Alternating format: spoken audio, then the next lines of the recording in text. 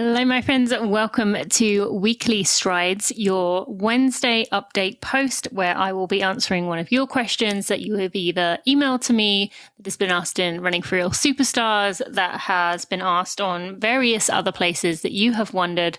I decided to take your questions and begin to answer them so that you could have my real, raw, rambling answer rather than, most places that we go, it tends to be a very sterile, very factual, but there's just not really any emotion in it. So this is my way of allowing you to submit your questions, get a real answer to it.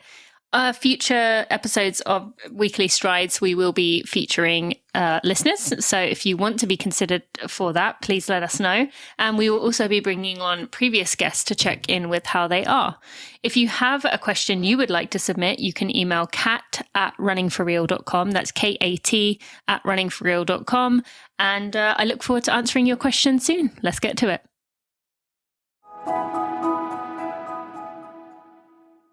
What are some maternity-friendly training gear or clothing brands?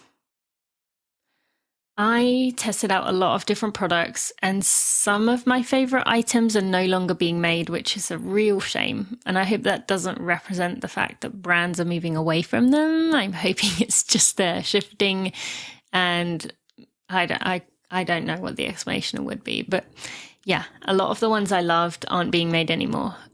Brooks Juno was my favorite bra, but I was told recently they're no longer making it. I could be wrong.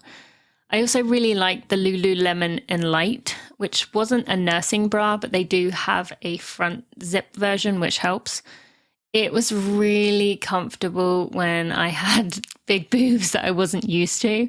That said, I think Cadenshae is probably the company that's doing the best job.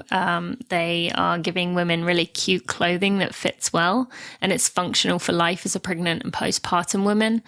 You've probably seen Alicia Montano talking about them. And I had a lot of their bras and clothing, and I really liked all the items I had. One thing to note, though, is that your boobs are going to change sizes a lot during pregnancy and postpartum, which is a bit frustrating as you're kind of either purchasing in multiple different sizes and then you only have one at a time because you've got one of each size, or you've got a few less, but you're kind of uncomfortable, either too big or too small all the time.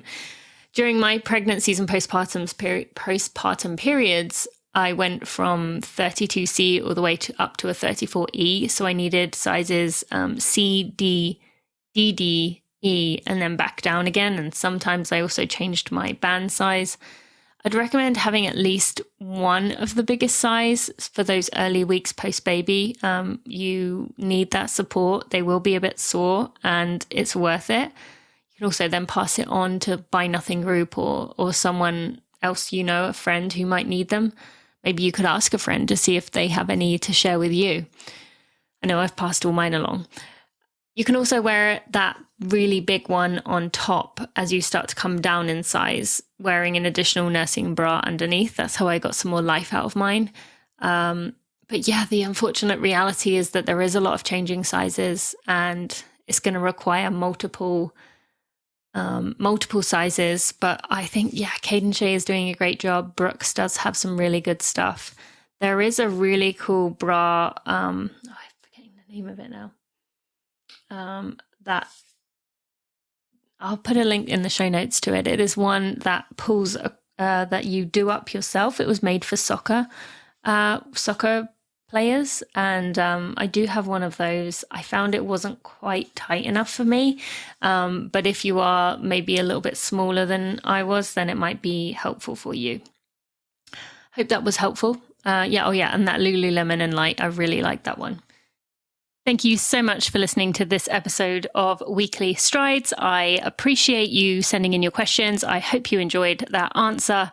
We will have another one of these next Wednesday. Be sure to check out regular episodes of the podcast on Friday and Together Runs on Monday. I'll see you then.